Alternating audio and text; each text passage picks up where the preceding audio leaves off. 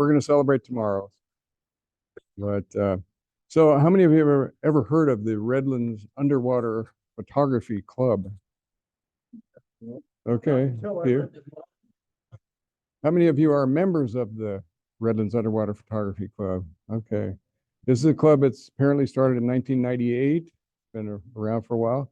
About 14 members.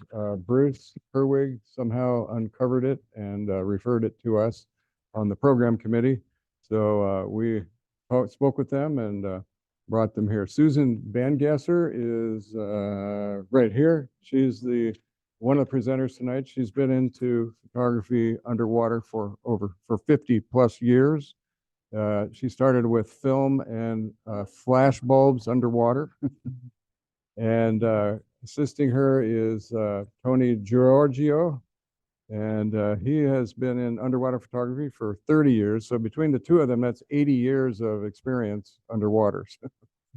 So they've been all over the world photographing coral reefs, kelp beds, shipwrecks, and that kind of thing. And Tony uses a Canon Mark V camera with gear that cases it to protect it from the water. And so that's a different way of doing it. And then we also have someone here. Cynthia says she uses a GoPro underwater. So there's a lot of different ways to do it. We'll find out about it today. So Patty Mariano is the president, and she's here with her.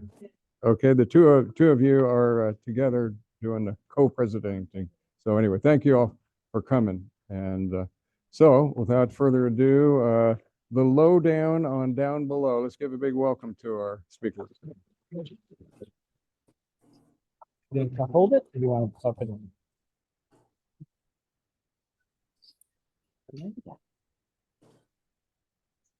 Tony's got his on too. Well, I want to welcome all of you. I'm happy to see all of you here and welcome those who are on Zoom. Tony and I are very happy to be here, and we appreciate the support from some of our Underwater Photography Club members. I began diving in 1970, and ironically, I began diving in the Midwest. So I was diving in the lakes and quarries of Illinois, Wisconsin, and Minnesota, including under the ice. But I was young and foolish, and now I prefer to stay warm, although not always. My first camera system, I don't remember the name of it, but it was a Kodak Instamatic camera in a plastic housing, and it flooded on an ice dive because it got so cold, silicone around it froze. So I have gone through many camera systems, and I have flooded several along the way. And before we get to Tony, I want to point out the camera equipment up there on the far right side is really old stuff. One's a flash bulb holder from the 70s. My favorite Nikonis camera, Nikonis 2 from the 80s. And then we have Tony's wonderful Canon camera system. I brought my Sony mirrorless camera, and I also brought, I'm going to step out of the picture a minute. This is a wet lens that you can take off underwater and put on the port of a housing for wide angle. So instead of having a giant wide angle lens, it's a removable lens. And Tony, want to talk about yourself a little bit? Yeah, I've been diving, 30 years, not consecutively, but my first underwater photography experience was running a camera in the Caribbean, and that was a film camera back in those days. And I really loved it, but I didn't really get into photography until about 2012, when I bought my first compact camera and camera system, and went off to the reefs in Indonesia, and so I haven't wanted to turn back since then. I also want to say the Redlands Underwater Camera Club has members who live in Bishop and Taiwan, so we're kind of international, pretty special. And we'll go ahead and get to, a special shout out to Cindy, because Cindy is the one who actually organized the slideshow. She was very creative, and we really appreciated that. So thank you, Cindy. Land versus sea. All of you are land photographers. And by the way, when you go to an aquarium I'm going to call you an aquarium photographer, not an underwater photographer. And you'll see why when I talk about the challenges of being under the water with the fish and getting a picture. I was just saying. So whoever took this beautiful Joshua tree picture was probably 15, 20 feet away, nice wide angle shot. You have beautiful color. The picture on the right, to get that color, the photographer had to be maybe 3 feet away at the most. You have a wide angle lens because you have to provide artificial light, strobes. We call them strobes rather than flash. And the strobes are providing the light, but if you're too far away from your subject, the light has to get all the way to the subject, all the way back to the camera. And by the way, I taught science, so I keep throwing science in. So if you get bored, just tell me. I'm not telling you. Okay. When light filters through the water, red filters out first. So if I'm at 30 feet, I don't see red. I might think I see red, but I don't see red. I've taken a picture of a black sponge before and found out it was really red when the flash went on. And so red, orange, yellow, green, blue, purple. And we'll talk about that later. So we need the flash. We need to get close, which is also a challenge. How wide of a lens are you using? I don't know. Did you take the picture? I took the picture. I have the wide angle attachment, which is probably about the 20 millimeter. Okay, well, photographing on land as well as in the sea have certain things in common. We want to have good lighting, that's essential. We also need to pay attention to our camera settings, using the right kind of lens, macro, fisheye, telephoto. We're photographing nature, things that move both on land and in sea at times. And then there's the editing process where we try to make the photo even better. But there are some unique issues to underwater photography. Flooding your camera, I know all about it. What I like about the Nikonis 2 camera, which is obsolete, is that there's nothing electronic. So I have flooded it, the one that's back there, rinsed it out, dried it out, and used it again. It was awesome. But nowadays, that doesn't work. My new camera system, which is the Sony mirrorless, the second dive trip, I had a slow leak. Thank God it was a slow leak. And it is very terrifying when you see that you're getting a leak in your camera. And luckily it was held upright all the way up to the surface and only a little bit of water got in. But it took me several days to figure out what was causing the slow leak. And in case I don't mention it later, when we put our cameras together, if we get one speck of dust in that O-ring, you can get a slow leak. And so it's you have to be very careful assembling your gear. And anyway, I hate flooding my camera. Okay, backscatter. I have taken many pictures that look like I'm in a snowstorm underwater, okay? And the reason is that there's stuff in the water. So you might think the water's nice and clear, but this happened to be a manta ray. By the way, I brought my reef stick, and the people on Zoom can't see this, but the manta is filter feeding all this krill, okay? So there's a lot of krill in the water. The flash hits the krill and lights it up, and it looks like a snowstorm. So that's something that we try and avoid by angling our cameras, lights at different angles. So I'll try to remember to talk about wide angle versus close up when we get to those areas. Okay, loss of light and color. Oh, I just mentioned that, but let's go into this. Here's a beautiful picture Tony took. All the colors are so beautiful. By the way, this looks like a flower garden, but it's all animal life. Okay, it's not plant, it's animal. And you can see where the strobe didn't hit, everything starts looking blue and gray. So that's what happens with when your light doesn't hit it. And there's an inverse law. So the light dissipates inversely to the square of the distance. So if I'm 3 feet away from an object, only 1/9 of the light from my strobes will reach that object underwater. How deep was that shot? What do you think that shot was? 80 feet, something like that? 60. 60, 80. Oh, by the way, people on Zoom, if you have questions, why don't you put them in the chat? And then whoever's handling Zoom can get to them later. current. So it's a little tricky at times underwater because we cannot stand on the bottom. You're not supposed to stand on the bottom. You're not supposed to touch the coral. You're not supposed to touch things because you're trying to protect them. Plus, sometimes you don't want to touch something because they blend in and it might sting you. This is on a reef in Palau. My friend Dave will recognize this, the blue corner.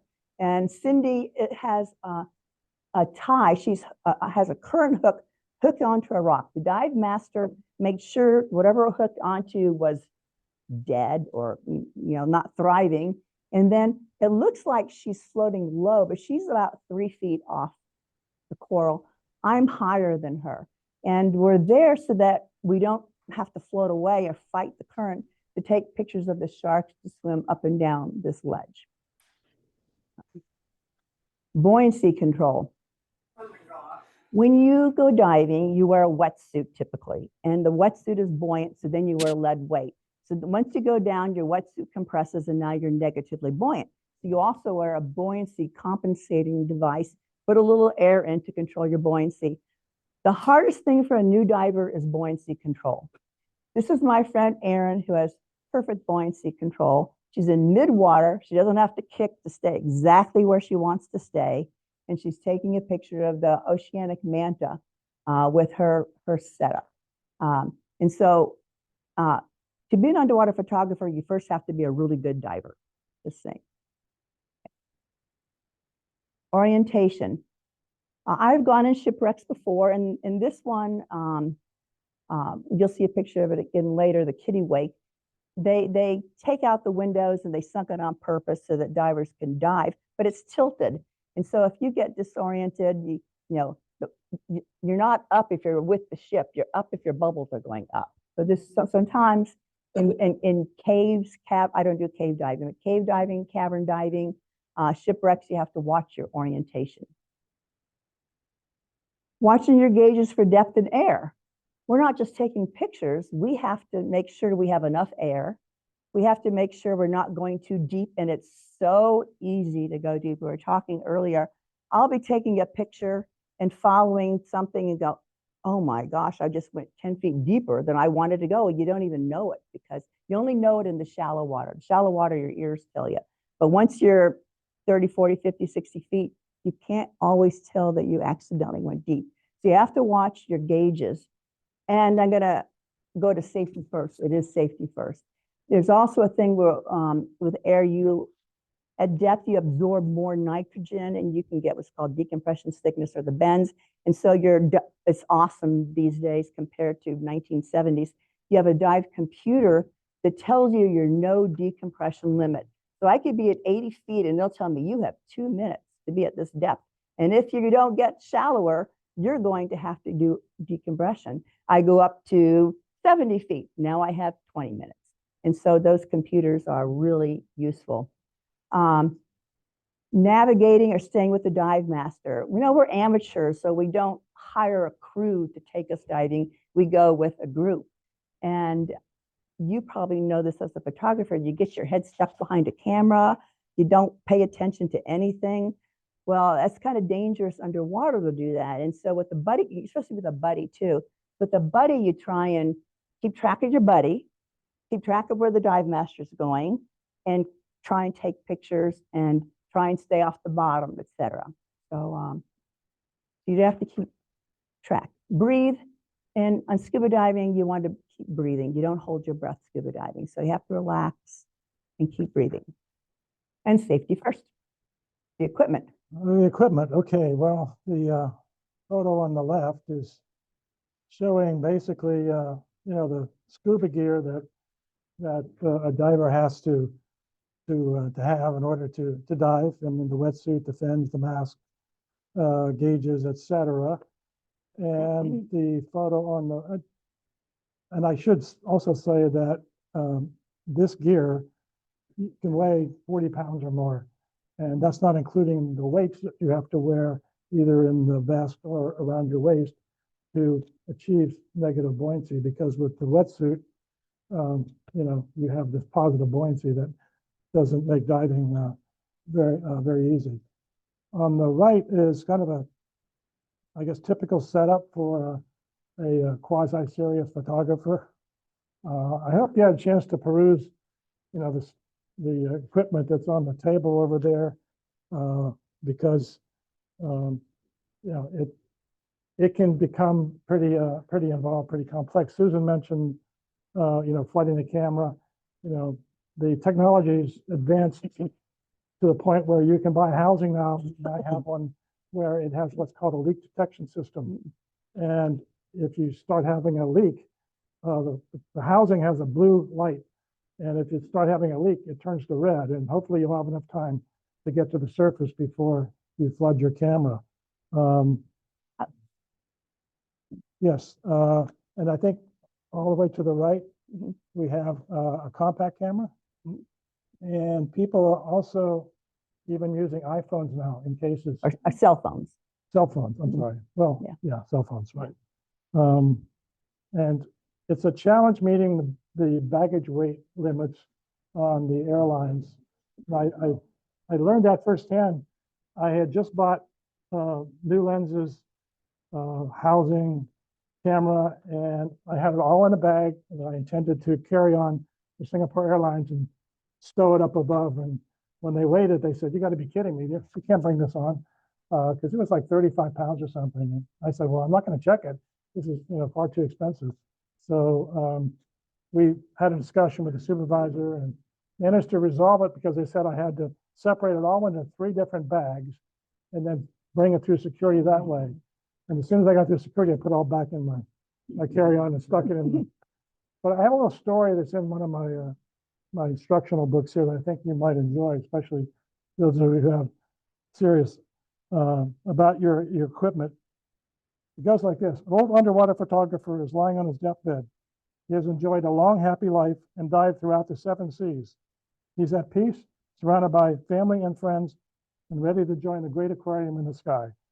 Spotting his faithful photographic buddy at the foot of the bed, he beckons him closer.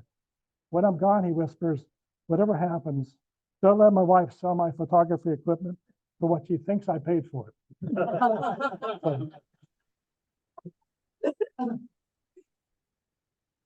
Okay, luggage. This is a picture of Cindy and Tony's luggage when they went on a photo trip that was a land-based photo trip. So the red dot shows camera equipment, a backpack camera equipment.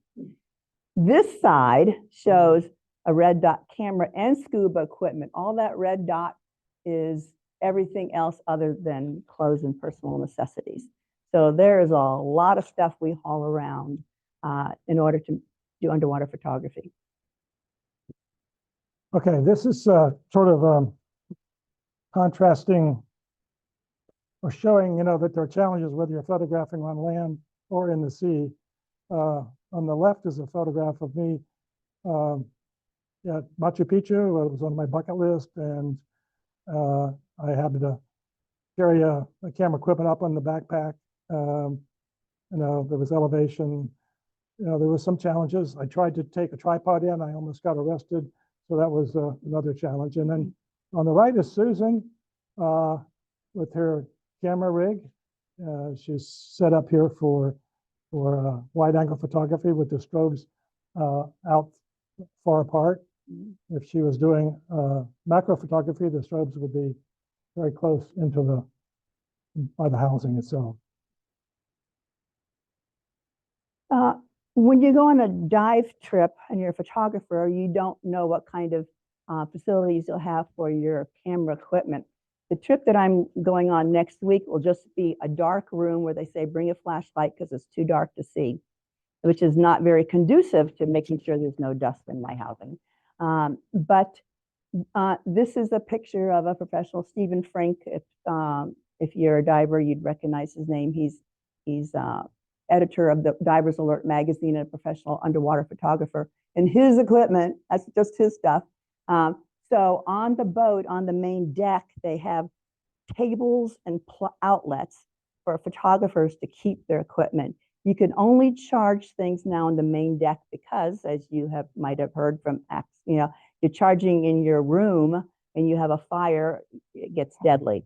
And so everything's charged on the main deck, including cell phones, etc.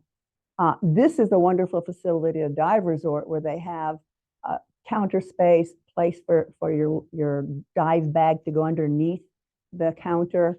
I've been in some that have air pressure hose, because the problem with changing your stuff between dives is you have to have a dry camera, and that water goes everywhere. And so you dry it off as best you can. Then you use this air pressure to try and blow off the remaining drops of water, so you can open up your camera and change the battery or put in a memory card. So that's a really nice facility. So how do we enter the water? Well, there are various ways. This is one of the methods. We're on what's called a tender. That's usually from the main dive boat or dive operation. And it's a backward roll into the water. And when you get in the water, and then somebody on the boat crew will hand you your camera. You can also, if you're on the dive boat itself, you can do what's called a giant stride, where you just basically step into the water. Again, then they hand you your camera, and you're good to go. If you're diving from shore, you're going to have to wade in with your fins and stuff, and it can get a little embarrassing, because the surf it's been known to knock some of us down in the past.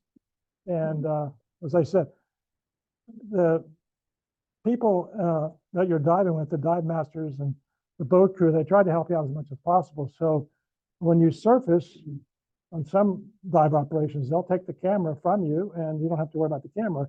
They'll get it back to the boat. And I had an experience in Fiji where I was surfacing, and I happened to look down, and I saw this camera floating down into the deep. And I said, my wife was owning the ship on the boat, and I said, some idiot dropped her camera. And she said, that's your camera, you idiot. I forgot to tether it to my wrist, which is and fortunately, it only was in 95 feet of water, and the dive master was able to go retrieve it. I have to do this. Why do drivers roll backwards into the water? Oh, it's easy to get in the water that way. I love it. You sit on the side of the boat, you hold your mask. I hold my dive computer, and usually they want you to roll in at the same time so the boat doesn't rock. So 1, 2, 3, you're rolling backwards. Then you swim back to the boat, and they hand you your camera. It's too small to step in. I have another reason. Oh, you do? What's that? Yeah, because if you roll forward, you'd still be in the boat. All right. All right. You can take that computer. All right. So you're staring at the ocean. Many people will look at this picture and go, there's nothing under there. There might be some fish, there might be some seagrass, it's dark, it's weird. Or your imagination goes wild and you go, it's scary down there. There's probably sharks, yes, waiting to get me. And so you're very afraid. But as soon as you put your mask on and you go in the water, you go, oh my gosh. And it's beautiful down there. And so this is a picture, then looking at the gray angelfish and divers entering from the back of that boat.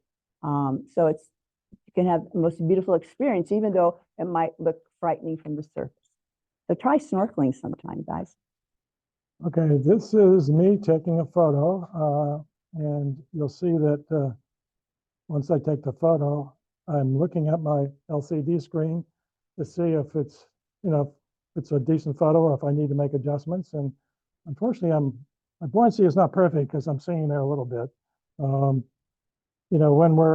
when we have these camera setups, we have floats and various kinds of things that you try to achieve neutral buoyancy for the camera rig itself, so that at least it's easier to manage under the water. Because if it's too heavy, it can really become a strain, and if it's too light, then You're fighting. you're fighting to keep it down. If you have a chance afterwards, Tony brought some styrofoam things that fit over the strobe arms that help give your camera system a little buoyancy. Okay, so this is our very scientific classification for these photos, okay? big things, little things, swimming things, odd things, camouflage things, behavioral things, and scenery. Now, I have to tell you that in addition to talking about photography, we consider ourselves goodwill ambassadors of the ocean. And so we want to share with you some of the awesome marine life that we have experienced. And I have thousands of more photos at home, so if you want more later, just let me know. And we hope you appreciate the life in the ocean. And at the end, we'll talk about the risks to the ocean. All right, let's move on to big things. Okay, so this is a gray reef shark taken in Palau. And remember that to get a good picture, you're supposed to be about 3 feet away from your subject. So I have to tell you, a sign of a healthy reef, if there's sharks there, it's a sign of a healthy reef. Okay, so I want to see sharks. I think I might have the only 2 daughters in Redlands who grew up knowing that their parents like to chase sharks to get a picture, not to chase them. But sharks really aren't a hazard or threatening to scuba divers. Now, I have not been swimming with a great white shark, nor would I want to. But sharks ignore scuba divers because we're not on the menu. At least that's the hope. That's the hope. Well, this is I think a green sea turtle, and they're a nice subject to photograph because a lot of times they're just lying on the bottom, munching away on coral. And so that, they can be 3 feet or so in size, and this one happens to be pretty colorful. So it's a nice subject to photograph. This is the Pacific oceanic manta. The oceanic manta, you saw a reef manta in the picture with the snowstorm, but this is a larger manta. The average size is 15 feet wingspread, but they get to be about 25 feet. They are filter feeders. And notice he has his own ecosystem with the remora and the jacks following him. And once again, you have to get close to your subject. And anyway, it's pretty awesome seeing these majestic creatures in the wild. How close were you to them? I was probably 5 feet away, 6 feet away, something like that. So while I was taking manta pictures, I am going to pull out my mask here in a minute. Take off my glasses for a minute. So while I'm taking my manta pictures and I'm focused on seeing the manta, on my mask, what anybody's mask, you do not have peripheral vision. I could see stuff right here, but I can't see anything there. So I'm taking the picture of the manta and divers, and someone across on the other side of the manta is going, and I go, what? I turn around, and there's these 2 dolphins right next to me. This is when you really hope your camera can adjust fast and focus. And luckily, this external or a wet wide angle lens, I actually love it. I'm not taking good pictures, it's taking good pictures. And so it focused perfectly well. The first picture I took of the dolphin, I was so close to them with my wide angle lens, I didn't get the tail in the picture. Okay, so then this is the second picture as they start swimming away from me. So you do miss a lot because of your mask and because you're absorbed with the subject matter at hand. Another reason to pay attention to your body. Yes, yes. Oh, sea lion. This is a California sea lion. The juvenile sea lions and the female sea lions are very playful. The male sea lions usually don't bother you, but you don't want to bother them either. The sea lions like to swim up to you as fast as they can and play chicken and then dart away. And once again, it's like, please be in focus because it happens so fast, you don't really have time to plan the picture. This shark is a Galapagos shark, but the shark was in a place called Socorro. We're talking about places that are difficult to get to. So Indonesia, it takes like 2 days to get there, plus you lose a day because of the time change, but it's long, arduous trips. This was off Mexico, but to get there, you fly to Cabo San Lucas, you board a liveaboard boat, and you're on the boat 24 hours until you get to the subterranean mountains where these marine life live. So this is just a Galapagos shark coming up overhead.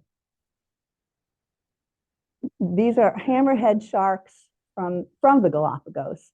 And this is a film picture, an old film picture from my Nikonis camera. And Dave, you might have been on that trip, but okay. And so one of my daughters and I had an awesome experience that we had to swim through a school of about 200 schooling hammerhead to get away from the submerged island to get back to the boat. And the schooling hammerheads do not care about divers. There were no threat. They aren't interested in us. And so we have that wonderful memory and story.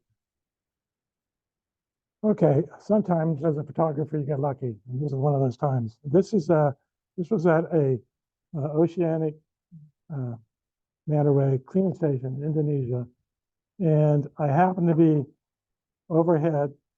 The mantas swim through the cleaning station, kind of they line up one by one, and I was overhead when this particular manta swam through, and my wife, who's on the left here, happened to be position with her GoPro just as it swam over, and it was so close she had to lean back with the GoPro to actually get it in.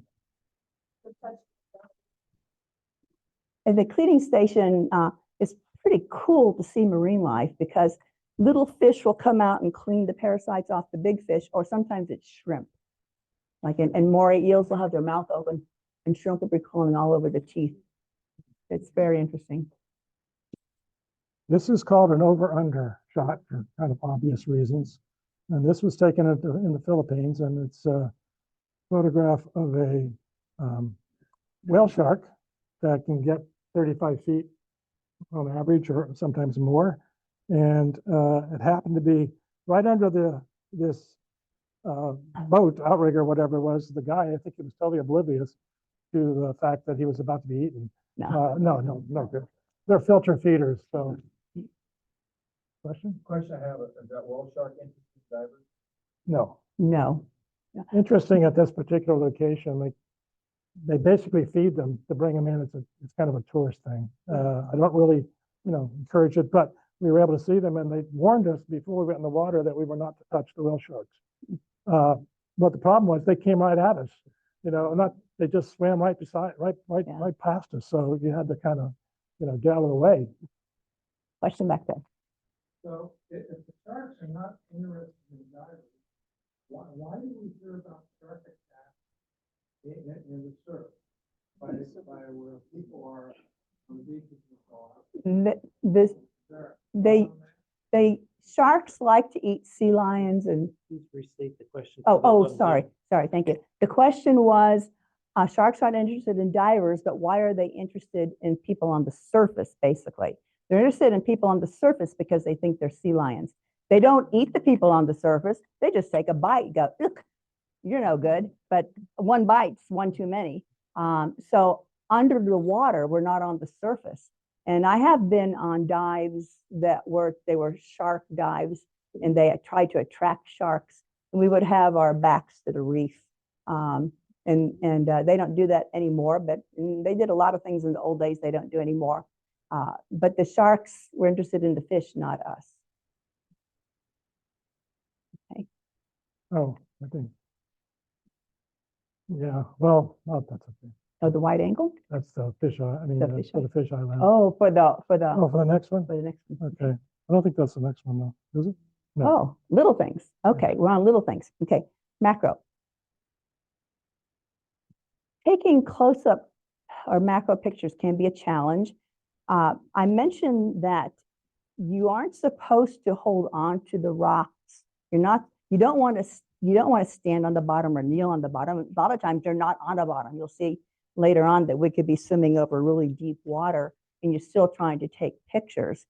But if there's a little bit of current, it's hard to hold still. So I have tried to take macro pictures where the water's just gently going back and forth and go in focus, out of focus, in focus, out of focus. When am I going to click the shutter?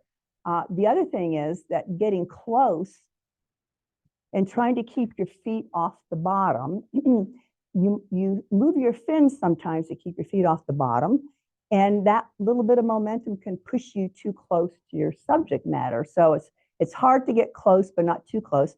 We sometimes use a reef hook which would be if I'm getting pushed into the subject, I try and find a rock or something to push myself away from the subject. So this creature is an animal. We call it a Christmas tree worm because of the shape. The Christmas tree worms can feel any little motion. So if you're swimming up to them and you pull your camera up, they go right into the hole. And so you just wait, coming out, coming out, coming out, coming out, and have patience. And then they come out again very tentatively. And you try and take your picture before they retreat again. Yes.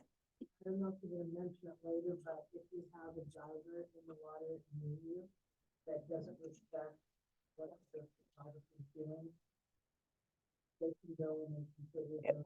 Shock, yeah. Well, at one point, I can do this now while we still have a little light in here. These are my fins. Look how long they are. And they have a really wide pocket because they were purchased to go over a dry suit boot. A dry suit boot is like putting a fin over a hiking boot.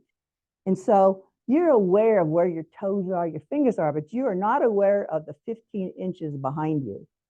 And so if I'm on this, this was close to the bottom. If I'm on the bottom and I'm moving my fins, I'm going to stir up all kinds of sand and I have a terrible, terrible visibility. So, so it takes buoyancy control and anyway, it's a challenge. Okay, we can go on.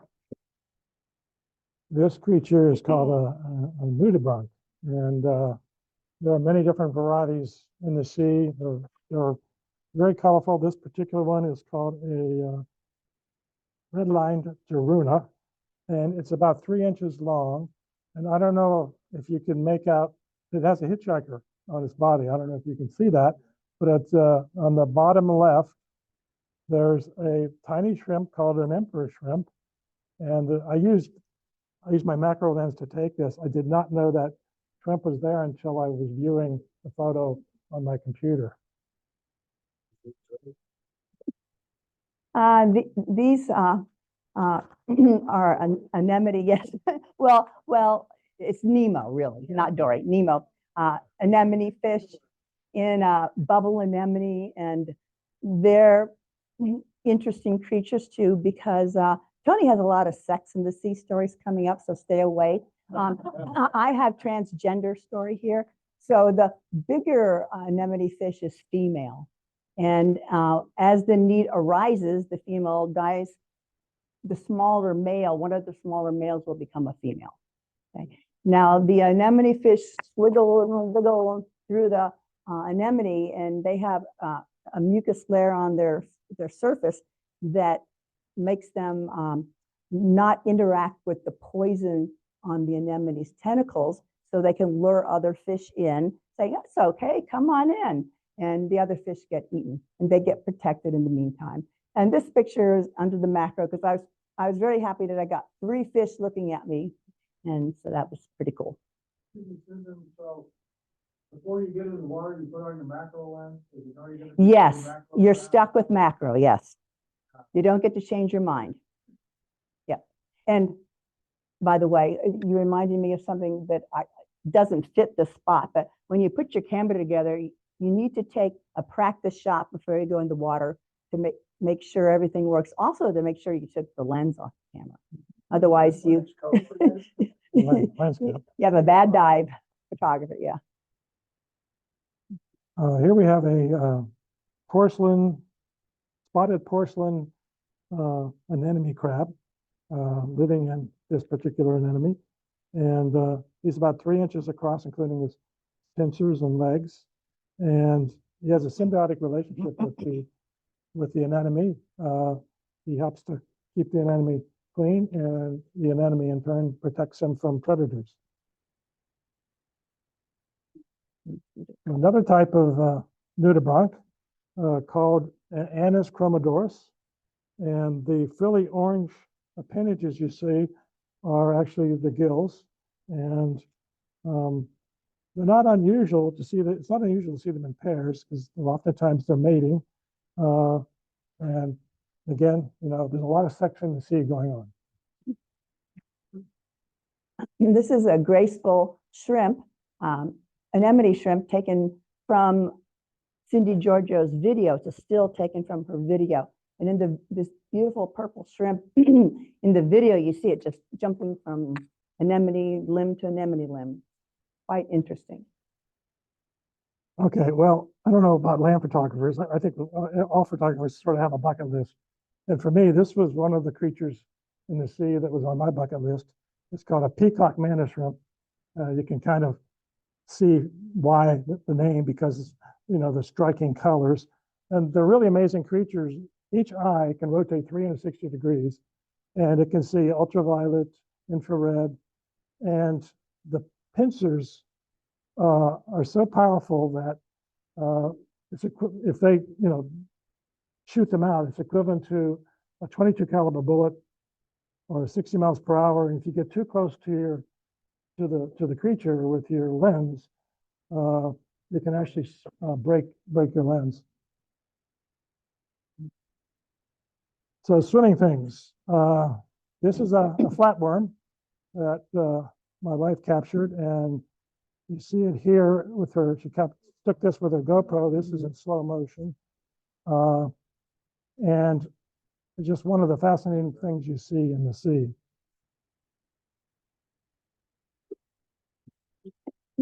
This is a blue-girdled angelfish, and I think it's one of the most beautiful fish in the sea, but it's very shy and elusive.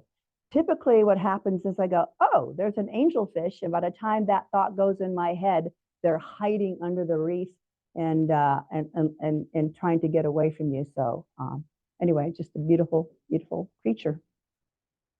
This is a clown triggerfish, kind of nestled in amongst some coral. They're usually pretty shy, but he happened to be parked there, so I was able to get this photo. And you know, the angelfish that you just saw on this particular fish are, to me, two of the most beautiful fish in the sea. And this is a what is this? Blue, yeah, spotted ray. And what's striking to me about this particular photo is the eye. It kind of stands out. These are long-nosed filefish taken by one of our club photographers, Kathy Leja. And not all fish swim horizontally. These guys hang out upside down. There's some other fish that hang up upside down. And I suspect the reason is, because I know in trumpetfish and cornetfish, they're trying to blend in with the soft coral. This is kind of green coral. They're probably trying to blend in. I do know that they eat a certain specific type of coral, and the coral, they then take on the scent of that coral. And by having the scent of that coral, it keeps predators away for some reason. But this is them trying to hide.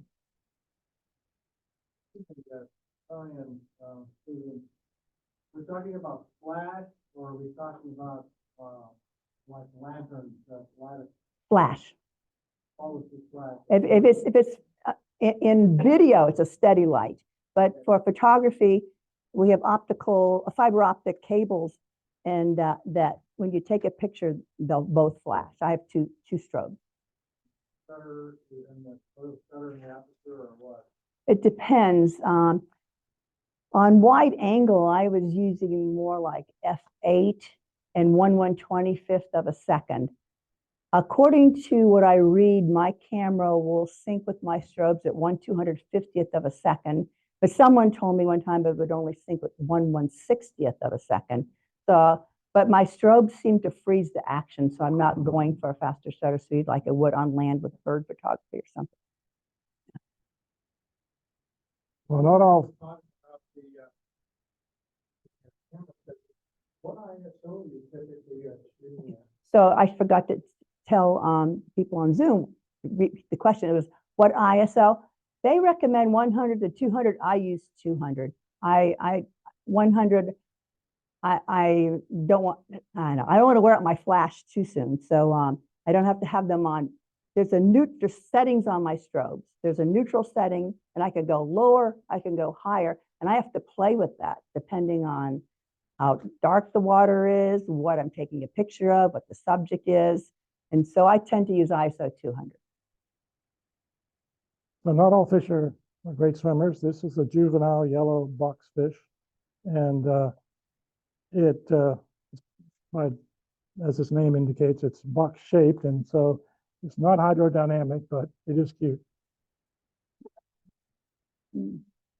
This is a Yellow mask. a yellow masked angelfish. We all want to call it a blue-faced angel Yeah. because that's the name I've always known it by. But Mhm. again, another spectacular fish to me in the sea. And I hope we're giving an appreciation of how beautiful some of these creatures are. Mhm. Where was it taken? It was Indonesia. I'm not sure which particular. Rajampot. Probably Rajampot. Yeah. Mhm. Okay, odd things. So we have a category called odd things, and this is a picture of some of the ceramic china at a place called Truck Lagoon. Sometimes it's called Chuk. And Truck Lagoon was the scene of in 1944, the United States bombed the Japanese fleet. And so there's 50 wrecks, 250 airplanes, and something like 3,500 casualties near the end of World War II. So it's the biggest shipwreck, field of shipwrecks in the world. In the late 60s, early 70s, divers went in and retrieved all the human remains.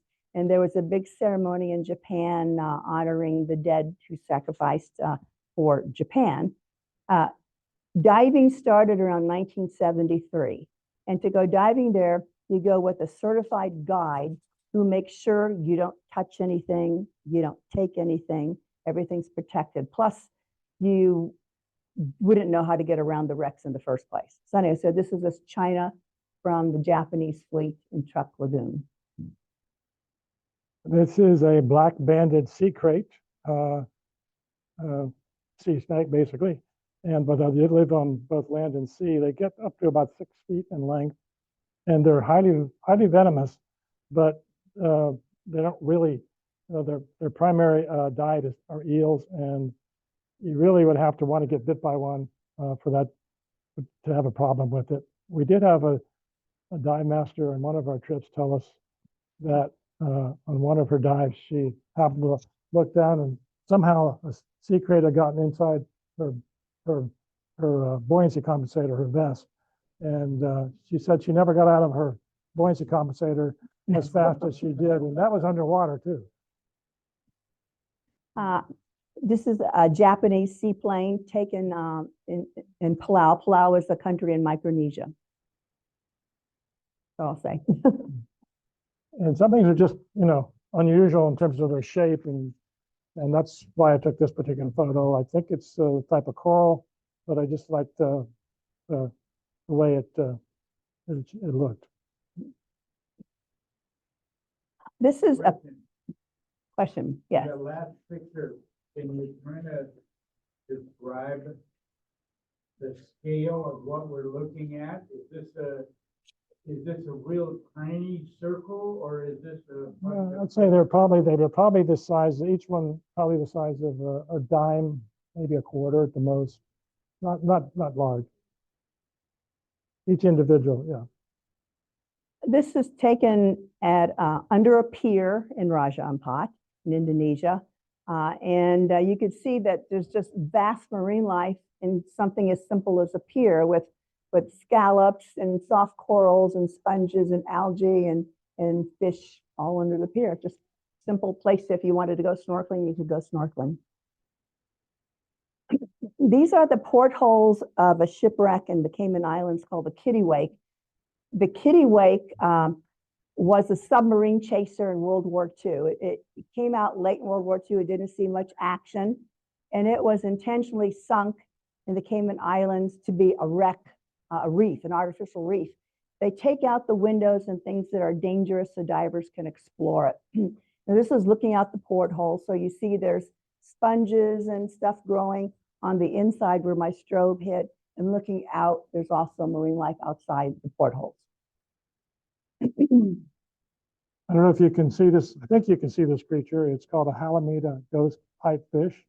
Its nose is pointing down, and it has kind of a segmented body. It looks almost like a leaf. And, you know, it's easy to miss underwater. Camouflage things. And Cindy, warn me when we come up to that one picture. Okay. Yeah. So there is a crab on this soft coral right there. And I have to tell you that I would not see it with my own eyes, but I had a dive master pointing it out. And he can tell when people can't see anything, because you're going like, what? And then when it moves, then you see, oh, there it is. And so without the dive master, I would never have seen that. The other thing I wanted to point out with mainly close-up photography, I think it's a problem, but camouflage, because this is close-up too. Everybody else is waiting to see this too. So you're in a group, you're not by yourself. And so you're taking pictures, but you don't get to spend the whole dive trying to get your settings right. You have to get your settings and move on and not stir up the bottom, because Tony wants to take the picture and then Cindy wants to take a picture. So you have to be courteous to your fellow divers and photographers. This is a leaf scorpion fish. And it's camouflaged pretty well, but if you look, you can see an eye in the photo, and it kind of looks, you know, the fin is kind of leaf-like, and it actually kind of moves back and forth in the current, which kind of gives it away sometimes. Another good example of a camouflage to great effect. This happened to be an anemone fish that found a bubble-tipped anemone, pretty much the exact same color. So he was able to hide very well. That's the next one, Cindy.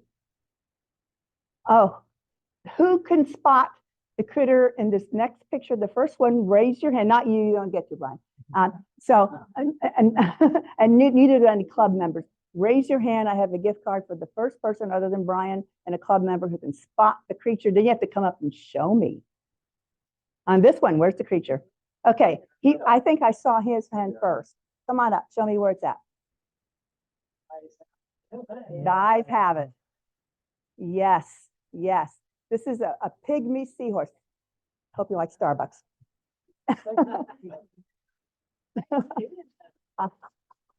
So the pygmy seahorse, it just blends in so perfectly. Once again, if someone did, this is taken by our club member, Tony Jacobs, not by either of us.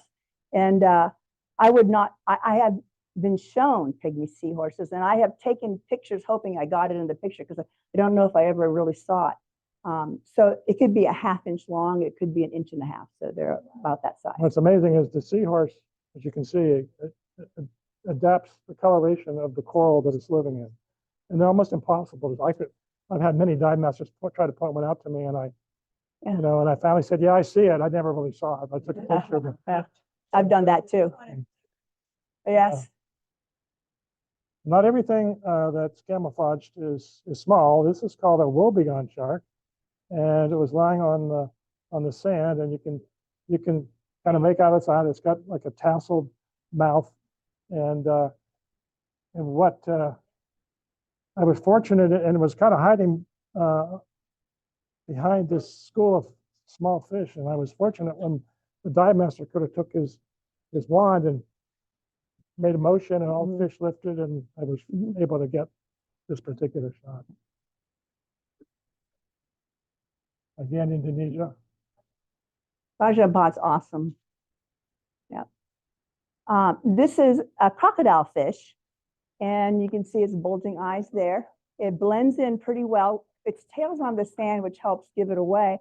But if it wasn't on the sand, you'd swim right over it and never see these guys. Yeah. Behavioral things, Tony. And one of the pleasures of diving is, you know, being able to watch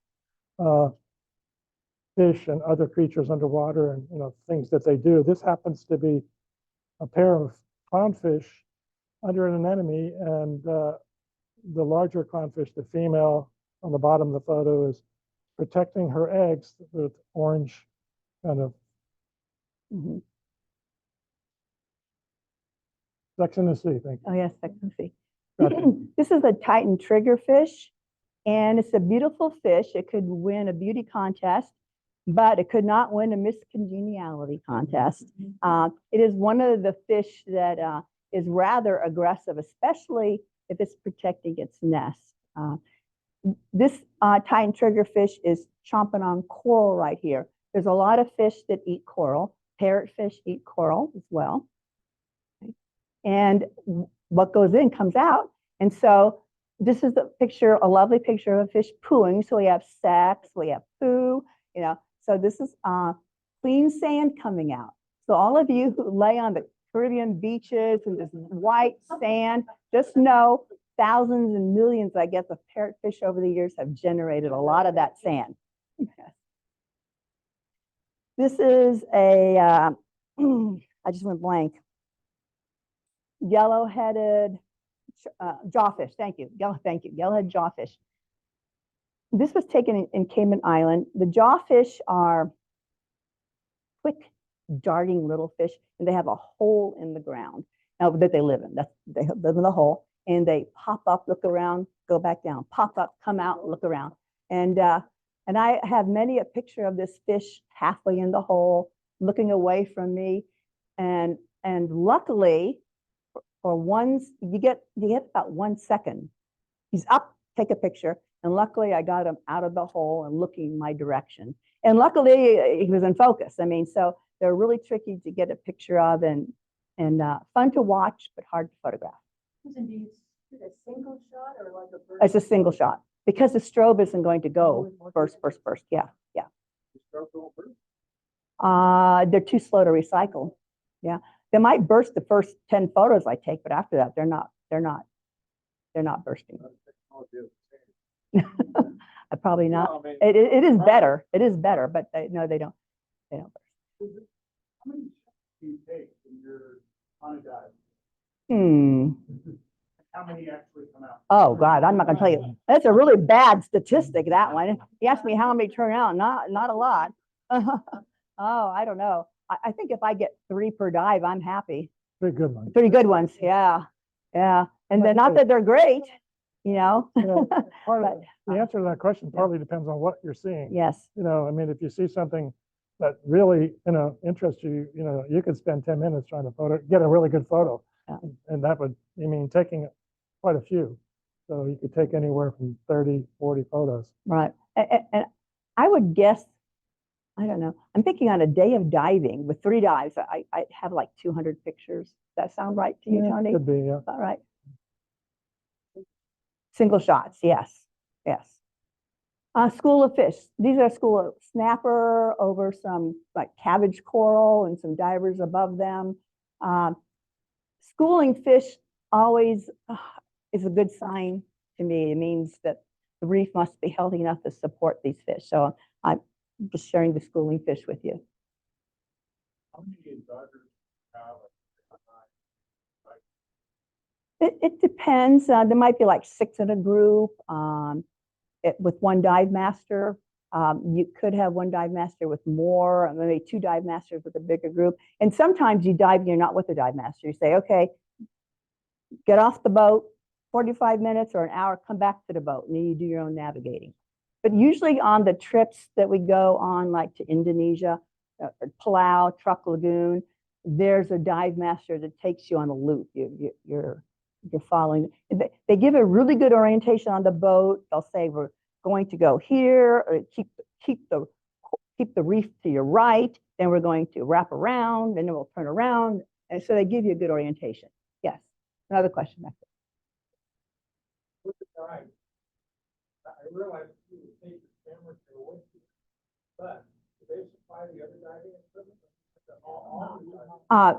When we dive, we take everything except tanks and weights. Now, if you don't have things, you can rent. But I want my regulator, and I want my buoyancy compensator, and I want my mask because it fits.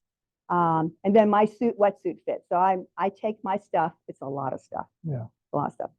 I'm going to go to the next picture then, and I forgot to repeat it for those of you on Zoom. Sorry.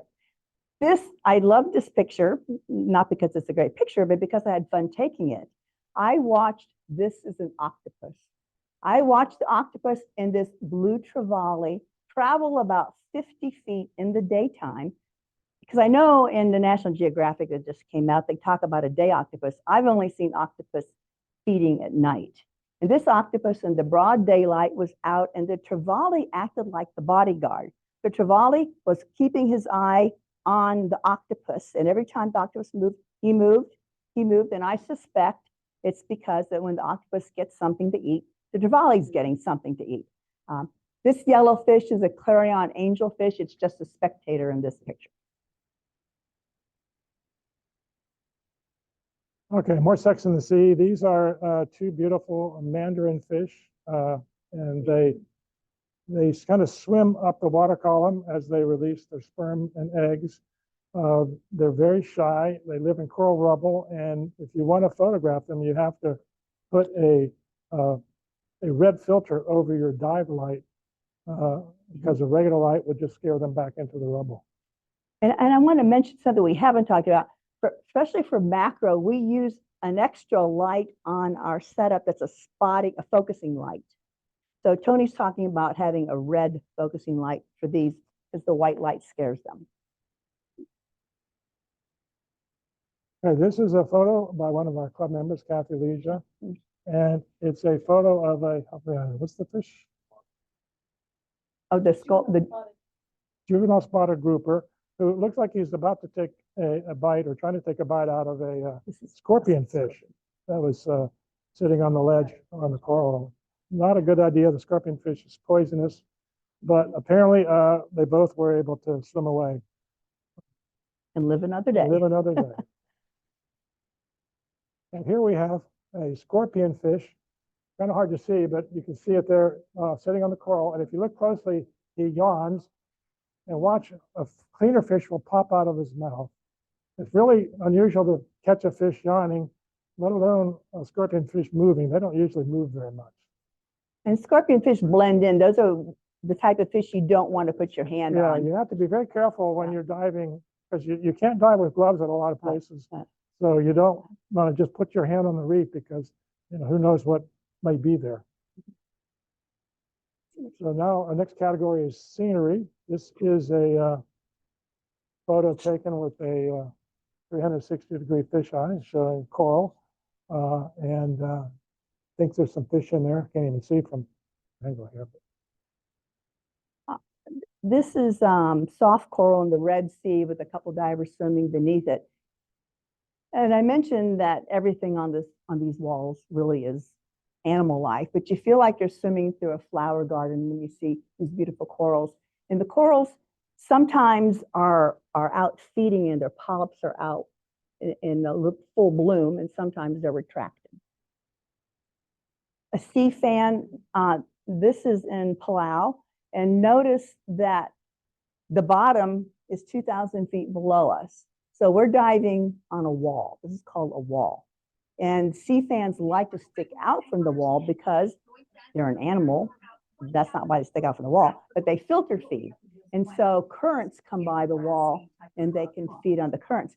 This sea fan would have polyps, but the polyps are retracted right now. You don't see them. At times, like I said, you can see tiny little like fuzzy flowery stuff all over these things, and that's when it's feeding. This is kind of a typical reef scene in Indonesia. Indonesia is part of what's called the Coral Triangle, and it includes the Philippines, Papua New Guinea, not sure, but that area of the Pacific where the reefs are incredibly healthy, at least they have been, and there's pretty much something growing at every inch of the reef. Again, another reef scene, really, to me, this is striking because you have this really large barrel sponge in amongst this vast field of coral, which you would hardly ever see in most parts of the world.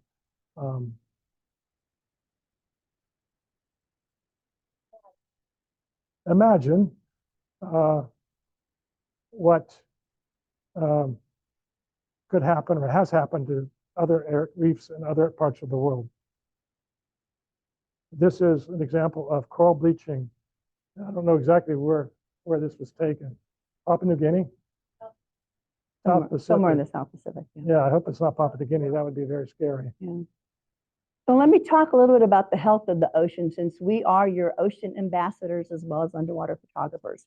71% of the planet is covered by water.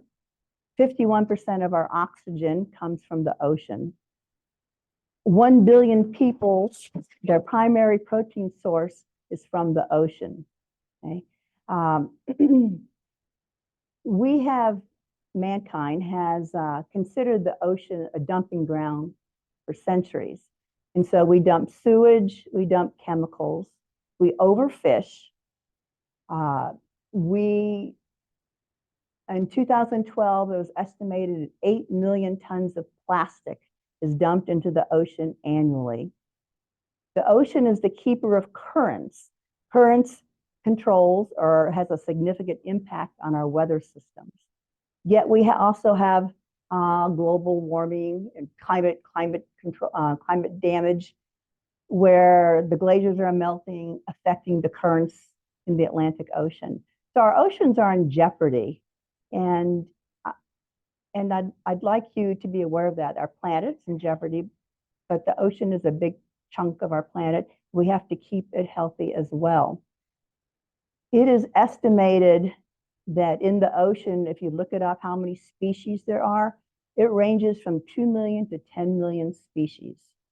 About 5% of the ocean has been explored, and about 9% of the species have been identified. So we have a lot to learn about the ocean. There's also mineral deposits. There's countries fighting for the Arctic. So it's kind of a mess. But we will remain hopeful and try and protect our beautiful ocean environment that we dive to see these wonders of the world. We take photographs to share with you so we can show you what's under there and inspire you to take care and take heed and protect our planet. There are NGOs and nonprofit groups that are all over the world making a difference. There's a Sea Save Foundation. Sylvia Earle has Ocean Blue, and Ocean Blue has identified, with the help of ESRI, or ESRI, does the mapping. You might have heard Sylvia Earle talk here in Redlands, areas of hope. And these are areas where we really want to keep them as pristine and intact as possible. And so research and funding is going to help protect those areas. So ESRI is helping map those areas. There's training going on, so educating people on protecting the ocean. And since economic factors are a big deal, if you're a fisherman and you can't fish, how do you feed your family? How do you find them an alternative food source, an alternative place of employment? There's a lot of issues that need to be worked out. The United Nations in July 2023 put together a treaty for the high seas, because only 1% of the high seas is protected. And there's a lot of fishing and pollution going on in the high seas. The high seas refers to the area of the ocean that's 200 nautical miles away from the borderline, because the country has control over your 200 nautical miles. So beyond that, you don't own it. It's anybody's. 60 countries need to ratify that treaty to make a difference, and I'm hoping we do. In the meantime, I also wanted to say kudos to the countries that have national parks in the marine area. Of course, the United States has the Channel Islands and some places out in Florida. Palau, all the islands in Palau are a protected area. Mexico and Ecuador have a tremendous field of protection. Not that they can enforce it, because you can say it's protected, but it doesn't keep people from poaching, keep out. But they're making an effort. So anyway, that's my sales pitch, that we're on this one planet, and we're all connected to the ocean, and we all depend on the ocean. And I hope you appreciate the pictures that we showed tonight. We do have an ending slide, I guess. The end. And this is one of my many reject type of pictures where I get the fish butt. Okay, and so that's the end. And I want Jeff Denning, our club president, to stand up and wave if anyone's interested in underwater photography. Does Jeff? Okay. Yeah. And we're open to questions. If that, and did anybody on Zoom have questions? Yes. You Yeah. know, I was thinking of your cameras, when you're underwater, how are you actually aiming the camera? Are you doing it off the screen in the back of the camera? I'm doing it off the screen, off the back of the camera. I do have, it's called an optical viewfinder, but I find it harder to raise my camera there and look through it than to look at the back of the screen.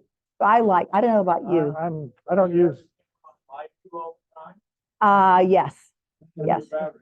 It goes through Yeah, batteries a lot. I don't use live view. I use my optical viewfinder. Yeah, I have an optical, and I might find that I have to switch on. Macro is the one that uses most battery. Wide angle focuses quickly, but macro can really take a lot of battery power. Autofocus on your camera or doing a manual? Not manual, but spot focus. When I do wide angle, I do the continuous autofocus where I keep the subject on. Yeah, keep the button down. And it's a back, it's really easy. It's a back button. And then I take the picture with this finger, focus with the thumb. On close up, I'm using a system, I forgot what it's called, but I could move the point of focus over, move it into picture. There is a thing where you can manually focus it too, where I could be auto plus slight manual, but it doesn't work on my macro lens. The gears, it won't, oh, okay, well that explains why it doesn't work. Thank you. It wasn't working on my macro lens. Okay, okay. Wide angle though, I get better focus more easily. A question back there? Photographers on land are shooting through air. There's refraction and there's dust, there's all kinds of stuff. And the room you're picked up, I'm curious. You're shooting through 3 or 4 feet of water. What are the physics there? Is it like the water isn't there at all? Or If you angle the strobes right, it helps. I know in wide angle, by the way, I didn't say this. In wide angle, you have your strobes far apart. Tony said this, but they're back behind the lens, because otherwise you get some, I forgot what you call it, diffraction or some interference. And typically we turn the strobes out a little bit. So they're out like this, not even that much, but what's hope, and I have diffusers on them too. I like diffusers to gentle the light, yeah. But apparently then the beam of light from each strobe overlaps on your subject. There's a, the water column is definitely a factor. Mm-hmm. And there's an axiom for underwater photographers, and it's called get close and then get closer. Yeah. Closer you can get. The less Yeah. water stuff. And then macro with the strobes, Tony mentioned you bring them in closer, but you can also angle them in if you want to. And you could play around with different, angle out, angle in with macro. And then Susan, there's Yes. also, does the thermocline show up when you have the changing temperature? So- Can we see it? Yes, Does the camera see it? I haven't tried to take a picture of the thermocline, so I don't know. I would think I would think if you're taking a picture through a thermocline, it'd be fuzzy. Yeah. The thermocline means that there's a layer of warm water, and as you go deeper, there's a layer of cold water. And what's so interesting is that you can swim in one layer, drag your finger through the other layer and feel the difference. And it's sort of like on a hot day when you see heat radiating from a road. So in that water layer, you'll see radiation of water swirling. Yeah. Yes. You had the picture of the dirty water. I mean, because there's a lot of Yeah. organisms Right, and things. right. It looked an awful lot like noise in a photograph. Yeah. Does Photoshop's noise reduction take any of that out? I don't think so. I think there is. For the backscatter, no. I'm not an expert. I don't think so. Otherwise, well, if I knew enough, I'm not good at post-production. Yeah. You teach me how to mask and I'll Yeah, try it. I like taking the picture. I don't like working on it afterwards. Yes. Sounds like you don't do a lot of post-processing. Well, But if you yeah. have Lightroom, I do you use have Lightroom. features of dehaze, Oh, yes, yes. and you try to I have. I like dehaze for my underwater photos, yes. I have. I like dehaze. Yeah, yeah. And I take them in raw, so I have to use something anyway. Any other questions? I was just gonna, the question you asked about, how far apart. This is my dome port for my fisheye lens. And yeah, I can get right up to the, Why don't you show it over here, subject, Tony, by the camera? right up to the subject, to the point where if I'm not paying attention, I'll actually, hit the coral with it. Mm-hmm. And I've had to buff out scratches more than once. Oh, wow. Reef stick comes in handy.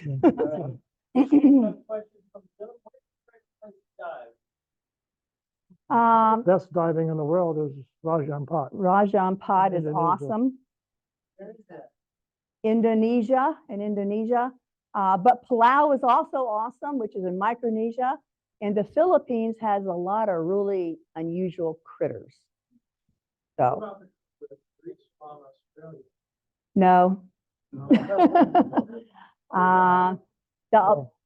Coral bleaching is doing, is destroying Australia. like 60 to 70% of the reefs They are dying or dead. They are, we learned in Great Decisions, I don't know if you do Great Decisions, that they're trying different systems to try and cool the water over the corals. Oh, I didn't mention when I'm talking about saving the ocean, that there's also coral reef restoration and scientists who will harvest live coral, grow them in a lab, and then try and replant them. Now, the Florida Keys, you probably heard last summer, it got to 100, water temperature 100 degrees. That's ridiculous. It's ridiculous. I think if you get to 86 degrees, that's already getting pretty warm. And so the corals, I mean, I know the people who work on this. I know a lot of people in the dive industry, and they are devastated looking at all the years of work and the coral just wiped out. So what happens when the water gets too hot? See, I got on my science thing. Now you got to stop me. Is that the coral eject the zooxanthellae algae in them. And I don't know why they eject it, but because it's a symbiotic relationship, the algae produce the food for the coral because there's not enough oxygen in the water, and the algae are plants, and they use the sunlight and produce food. Any other questions? Yeah, question. No questions from Zoom, but we're gonna wrap things up here. They'll be staying afterwards. If you have questions, Mhm. please take a look at their dive equipment and let's express our appreciation. Nothing.